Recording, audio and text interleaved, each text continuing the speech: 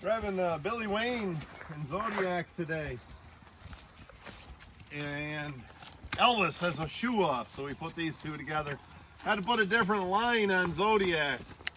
And if you notice, if you look up between us, nothing's going right. Back here, Nick.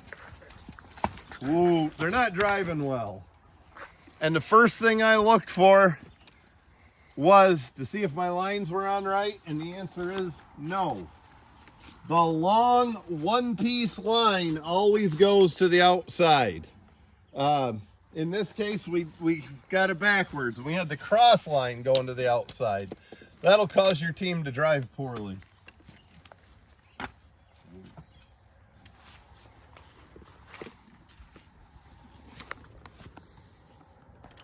Had another question on, hold on, Nick. Had another question on the YouTube comments about how long your cross line should be, or what I prefer anyway, compared to your long line. So the long line, in this case, is about 10 inches different to a foot different. I also generally, I like a 7 foot long cross line for the horses I drive. Some of the heavyweight guys, well, I don't know if they're heavyweights, but their horses are. Even some of the little guys that drive heavyweights. But anyway, some of the guys that drive heavyweights like a 8 foot cross line. I like 7. I don't like a 6 foot cross line, and that's what a lot of them come with now. I just find it too short. It's always up in your spreaders. Nothing balances quite as well as I like. But anyway, that's a good tip. If something just doesn't feel right when you start driving your horse, look to your lines and make sure you have the long one-piece line going to the outside.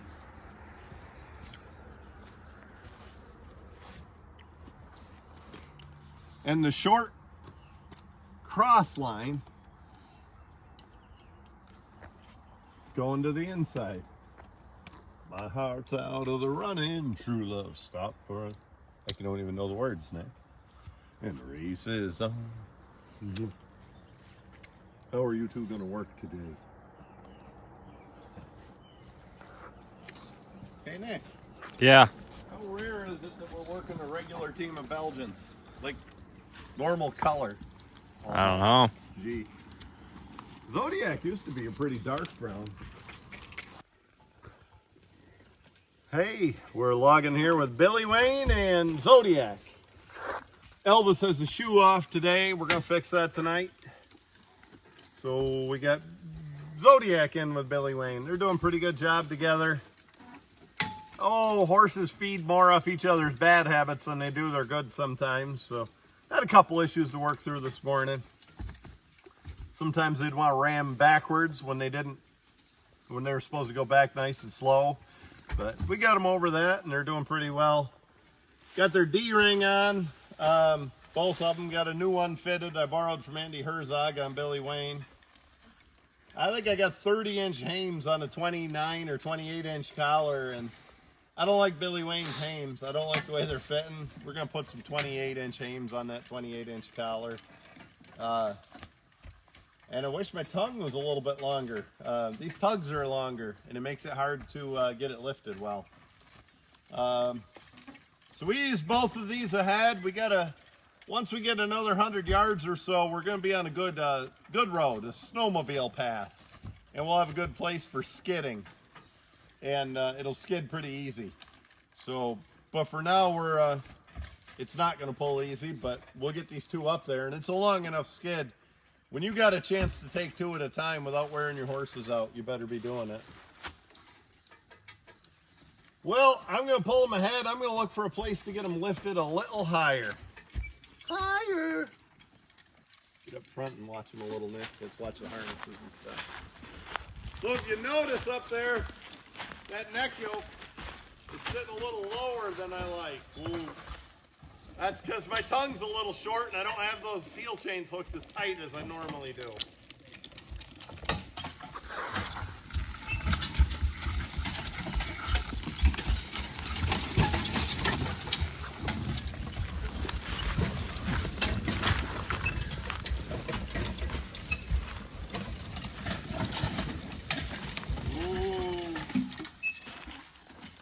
looking for the right spot to get this lifted. G. G. G. Whoa, that isn't it. Ha.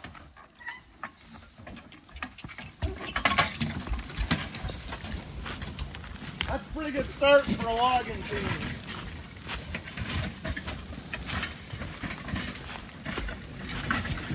Whoa. For pulling, I like a little more aggression than that. For logging, just a nice, steady start. Now I say that. I say I want a little more aggression with that. I was just in Clearfield, Pennsylvania, Clearfield County Fair. 5 good teams of heavyweights, and every one of them started like that. And Mike Bueller and, well, 3 teams qualified. Mike Bueller, Jeff Martin, and Charlie Brown, Brown Brothers, all qualified for 13,600 pounds. And that's a big load, even on a wet track. And 2 of them hooked to it. Jeff Martin, he didn't want to hook to it. I don't blame him. That's a big load. But anyway, Browns and Mike Bueller both started that monster load just like that and did a nice job pulling on it. So maybe I get a little carried away with I want a little more aggression, but just the old horse puller in me. But for logging, what they did I like. Back. Back. Woo. Well, I was able to get one more length. Get him out of that friction as quick as possible. Woo. So, for starting for any purposes, I don't like what Zodiac did right there.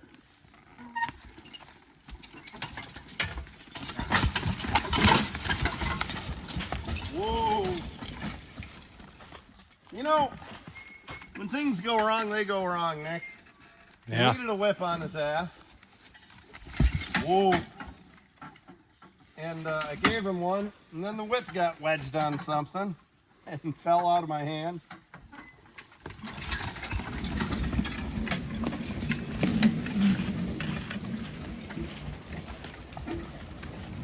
Whoa. Back. Whoa. We're just going with it, Nick.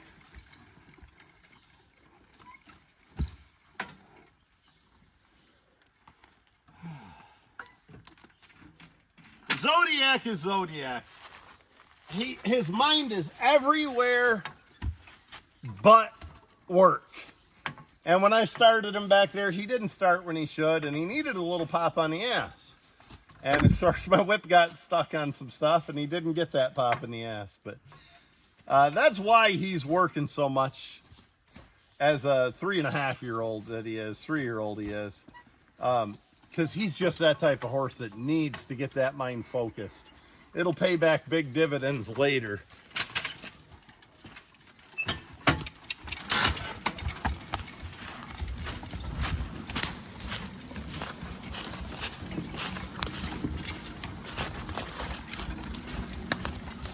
Ooh. Why don't you get ahead of us, Nick, and film us going by, and then we'll kind of wrap it up.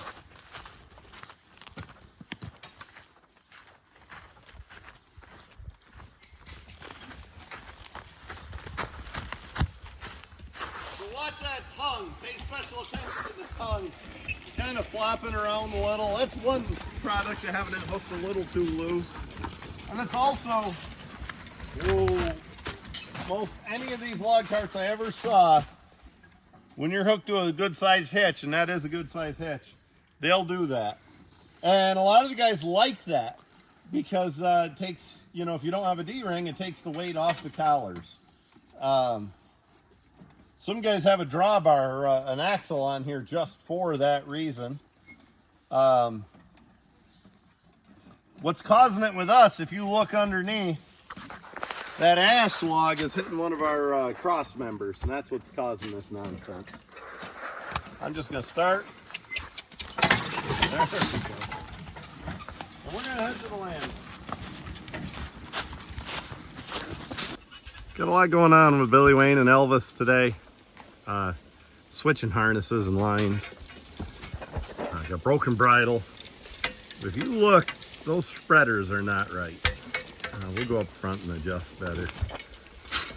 Billy Wayne just isn't acting real comfy in his bridle, which is not his bridle, but it's identical to Elvis's. I don't know. First hitch of the day, we'll hitch him a little more and see. Quite simply what I did, I put this spreader behind the other line. See that? I'll move that the right way if Elvis doesn't piss me off. I guess even if Elvis does, I'll move it the right way. Well, there we go. Now it's ahead of that. Sorry about the camera work, folks. Nick's on vacation today. There we go. Now the spreaders are the right way. All right. Hi, Billy. Nothing wrong with the bridle. Elvis is not wearing any check today, and he's being fine with it. Everything else is pretty good. Took a while to get everything fitted well on old Billy Wayne's harness, but we like it now. I got a decent little hitch of maple. So Elvis's harness is from 1993. It's the old story. I got my granddad's hammer. I replaced the head 3 times and the handle 4. Nothing's original, and this part here broke. And so I had an extra piece with me just in the trailer and patched it together. All right, up on the cart. See, Elvis doesn't really need a check for driving, but he does keeping his head up. God damn it. For resting. Yeah. Tell you what, these guys are going to grab a bunch of hitches today and settle down and start behaving better. First they're jumpy, then they're lazy. Billy Wayne's been working steady. Elvis had just 1 day off here.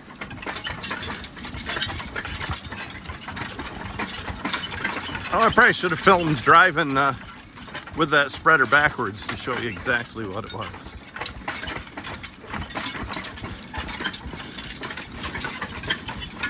Get a new grip here, and I'm gonna rest them when we get in the shade. Also, here's something to consider. Billy Wayne is not acting comfortable today. I gotta switch something. Ooh, and it's in the rigging. It's not him. He's not lame or sick or anything.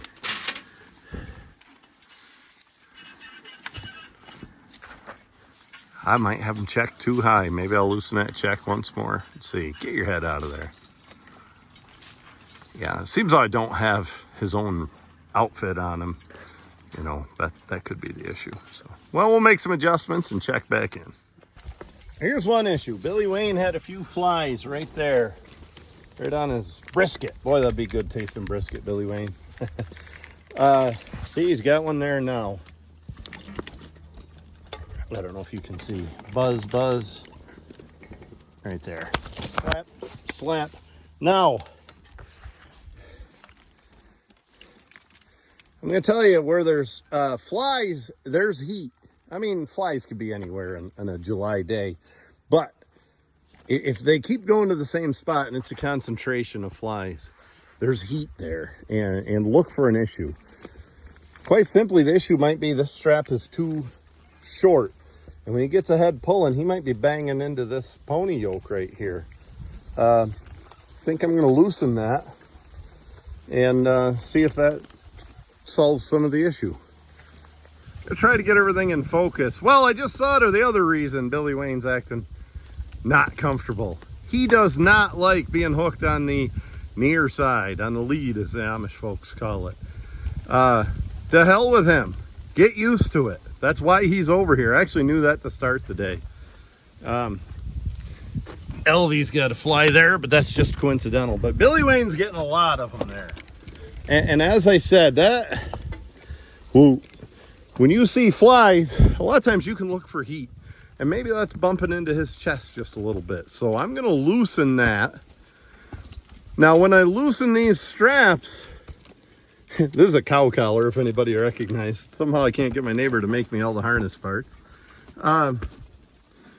When I loosen that strap, it'll also lower the tongue because the overall hitch is loose. That's the nature of the D-ring. So I will go around to Elvis's side and hook that tongue tighter. Let's see if I can make any kind of a GoPro thing work here for us.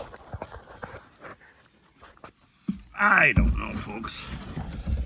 Maybe this. Trying to... Hey, that looks... Boy, today's one of those days. Everything's a new adjustment. Elvis holds his head. Elvis drives with his head perfect without a check. This is his mama's bridle, old Libby's bridle. Never ran a check on her.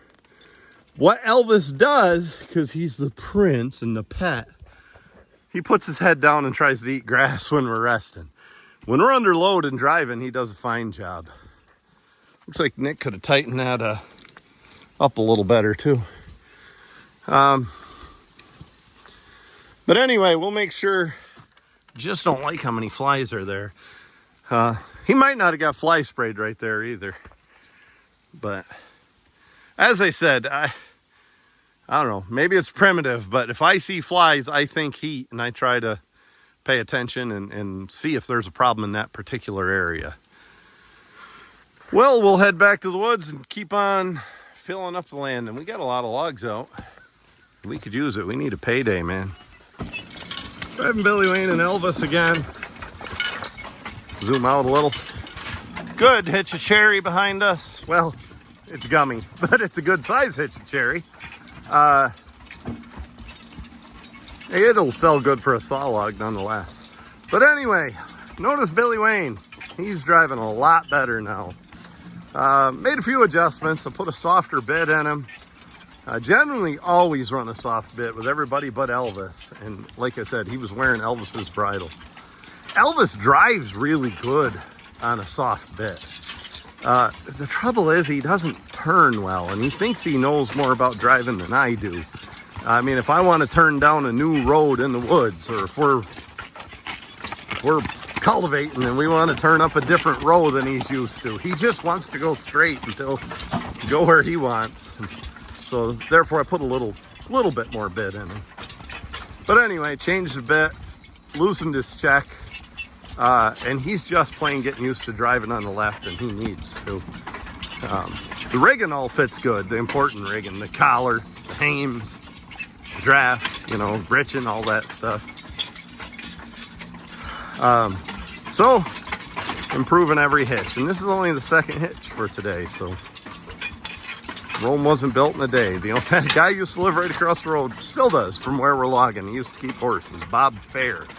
And Bob used to say the only thing the horse does overnight is dies. Everything else takes a lot of time. And that's kind of right, you know. You don't have a ton of changes all at once with a horse. They happen slowly. Started the day off with a mishap, and I let Billy Wayne turn inside out. And they both got yanking backwards because I was hauling on the bit. And I broke my favorite lines, my dad's old lines. So I had these lines in the trailer, and I really don't like them. They're tiny. They're biothane, which I'm not a fan of anyway. A lot of people love biothane. I don't. And I just plain have them adjusted wrong. Look how narrow those horses are walking. I think the outside line is actually longer than the inside line. It's a good long cross line out here. They're just plain adjusted wrong. I get up here a few steps, and we'll stop the horses and adjust these right, and we'll shoot a new video, see if they're walking better. Now I've adjusted the lines. Seem to be walking a little better. I give them all the adjustment we had. I let the cross line all the way forward, and on the outside line on the bit, I buckled it all the way back. Ooh, now I think they'll work. I actually have another set in the trailer adjusted different yet. Ooh, I guess the real takeaway from this back would be to not let him get away with that. You know, I'm not one to run a butt strap between them, but that would have solved that, or a neck yoke on them would have solved that. I'm not one to run either, and I usually don't have trouble, and I did there. So take that for what it's worth. Adjust things the way you want or should, as far as a butt strap and a neck yoke between them. Because we're walking to the trailer, from the trailer to the cart. Actually, we're just unsnapping from the trailer when it happened. And we broke our good lines. They're pretty weak anyway, but didn't need to be breaking them. Anyway, we got these adjusted better.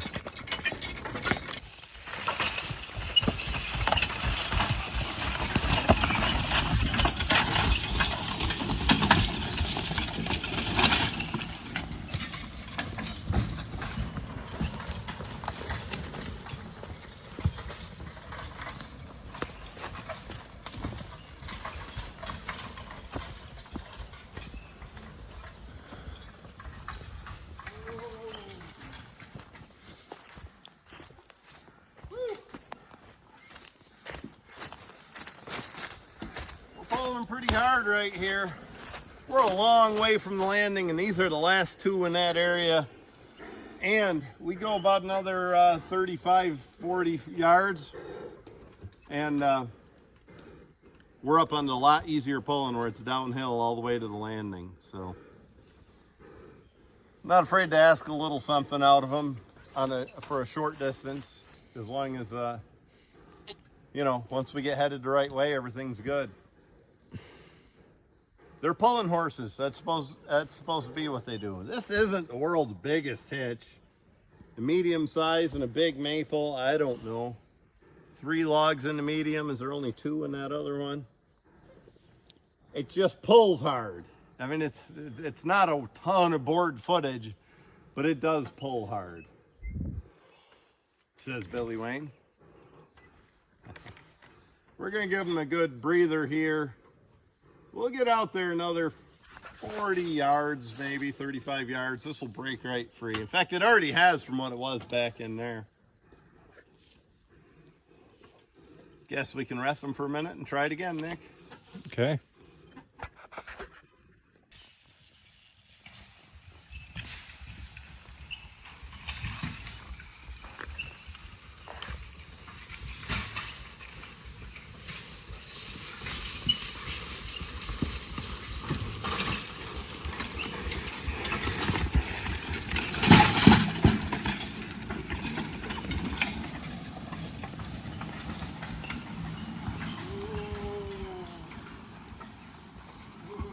Downhill from here, Nick.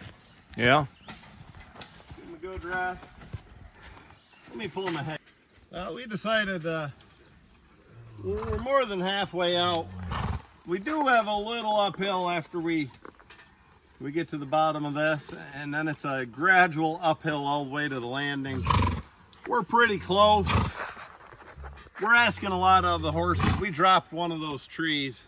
Now we just have one. One reason we dropped it there, it's in a pretty good spot. We'll get some pretty good lift on it. We'll get some pretty good lift on it when we hook back up again. Back. Woo. Good boys. Woo. Nick, see if standing on the end of that helps.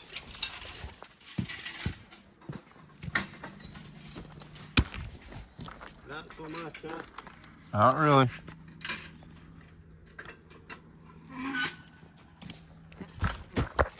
Well, we got this one.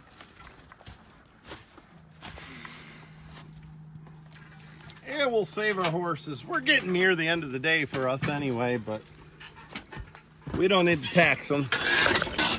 I wanted to get it up off that hill. This was way on the back property line. I wanted to get it up and out of here a good ways first, and we did that. Now we'll focus on getting it to the landing. Good news for the horses, they'll get a rest when we get out there. I got a file chainsaw. A couple logs up front. Oh, we probably got 3 working on our 4th log truck load out here on the landing now.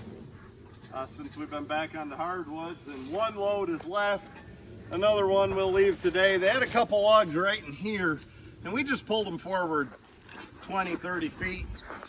That way this opens this spot up and we can get 30 logs in there. They kind of have to be doubles. We don't have enough room for triples here. You gotta do what you can on a job like this. Try to make it easy on everybody. I shouldn't say a job like this, but a landing like this. You work with what you can.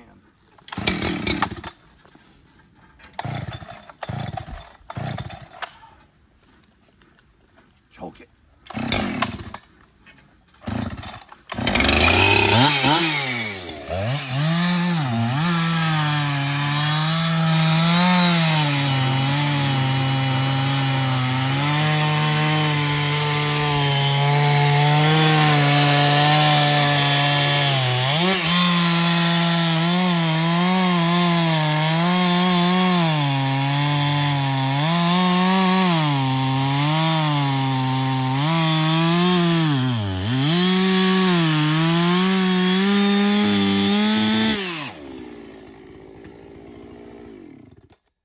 Saw a little dirt, didn't you? I don't know. That means I defaced your new filing job. Probably.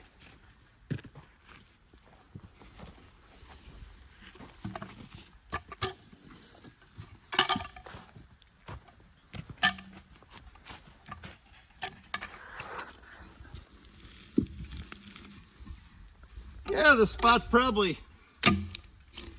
too big for the size logs the length logs I'm trying to put in here. We'll make it work. The boss said earlier that he's gonna help us on some PV tricks, Nick. Yeah. Yeah, he said we gotta make sure these knots are rolled down, not up. Tongue in cheek.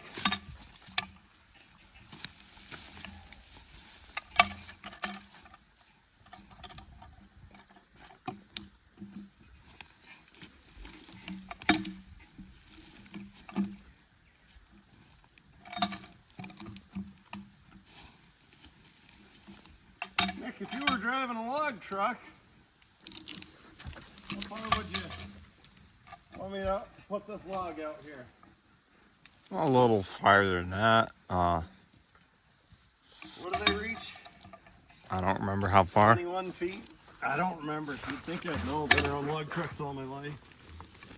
Never enough. Whether you have an extended boom or you don't, there's always a log or two just out of reach. Whoa. I said whoa to the log. Yeah.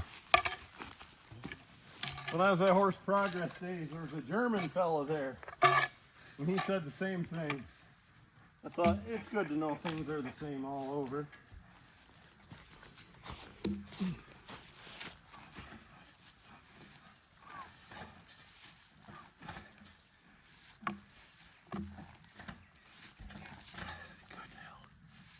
Good hell.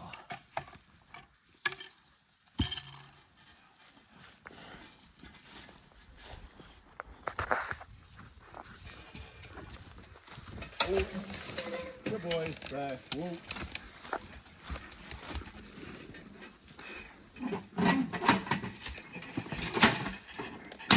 Whoa. No, I don't put up with that.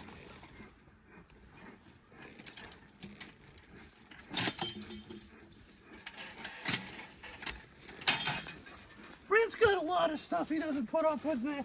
Yeah. He's like a party pooper. Whoa. Whoa. And then he's all, whoa. Now, I've said before, the reason I ease them ahead a little like this, it makes it a lot easier to roll logs when the two of them don't butt together. And the log buyer can get in here and scale and grade this log and give us the Prime Plus grade he damn well better, right, Nick? All right. He'll have the answer to Nick if he grades out anything but a Prime Plus.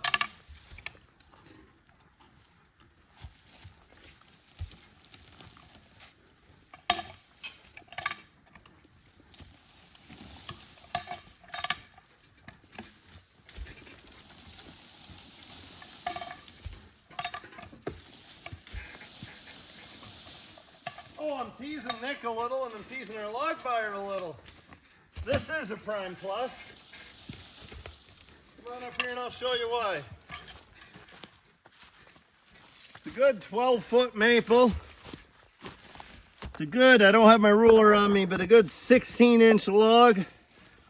Far less than a third heart. In fact, the bulk of that heart is 2.5 inches with just a little bit up there.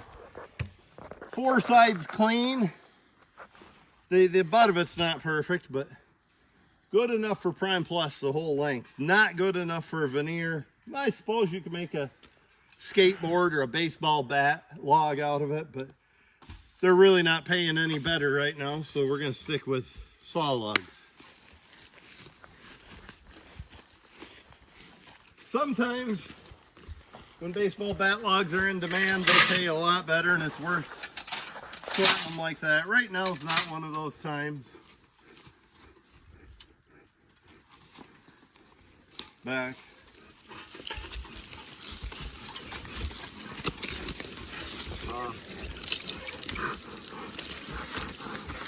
Notice those boys turning. Billy Wayne's not perfect, but he's improved over earlier in the day. Ooh. What do you say next? Should we get that next piece? Sure. Rock on.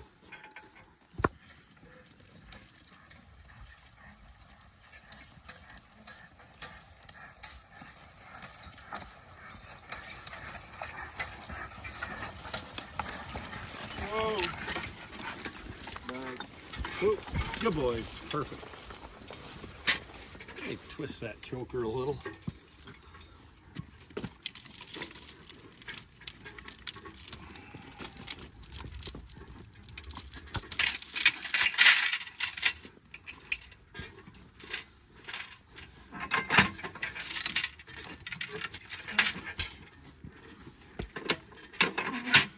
To the landing, son.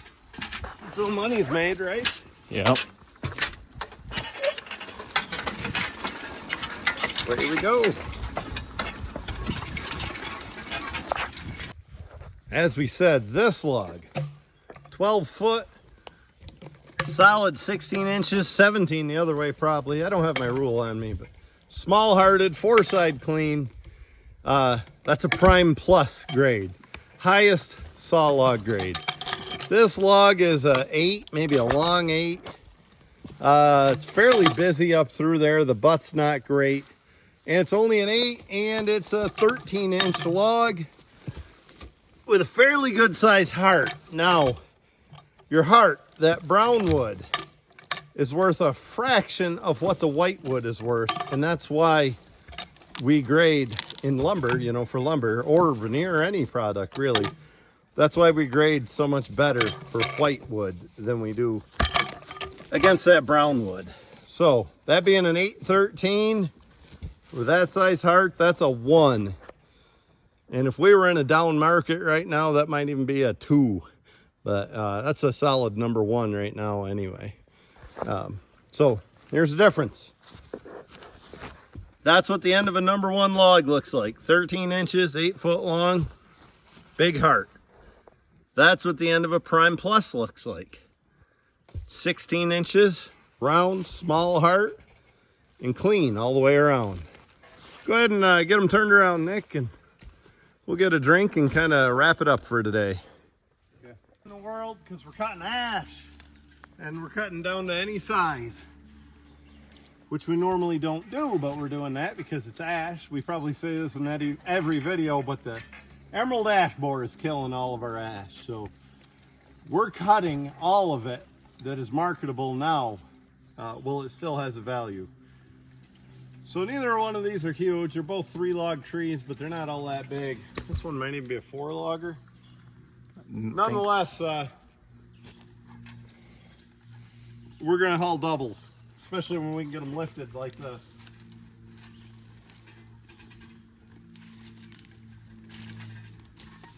Back.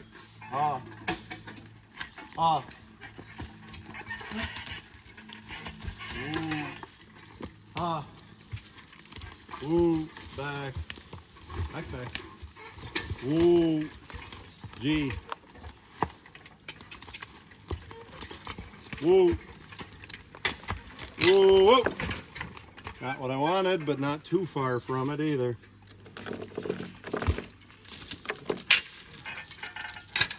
These are small enough that 2 of these will fit pretty nicely in the arch, and it won't make that tongue ride up and down so bad. We go just a couple feet and maybe get a better hitch. Whoa, good boys. Whoa, exactly that. Back. Whoa. G. Whoa, back. Whoa. There we go. I'll head on down through. Walked on down the hall.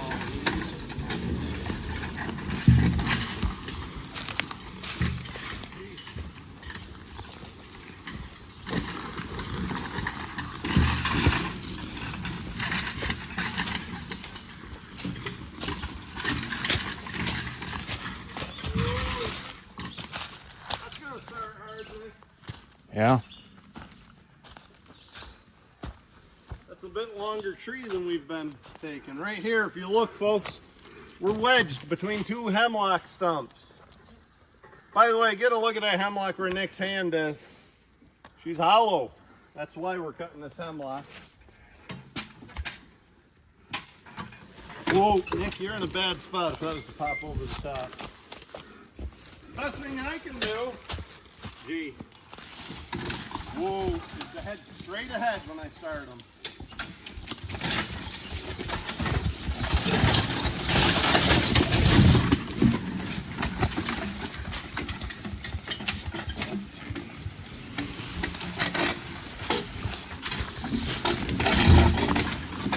Whoa, there we go. Woo-hoo. How you feel about this, Nick? Feels fine. It's all easy from here. Yeah. You gonna go out or get everything planned out for the last hitch of the day? I'll get everything planned out for the last hitch. 10-4. We're gonna get those 2 ash right there by where we were working. One on the left, one on the right. All right. Okay, see you soon.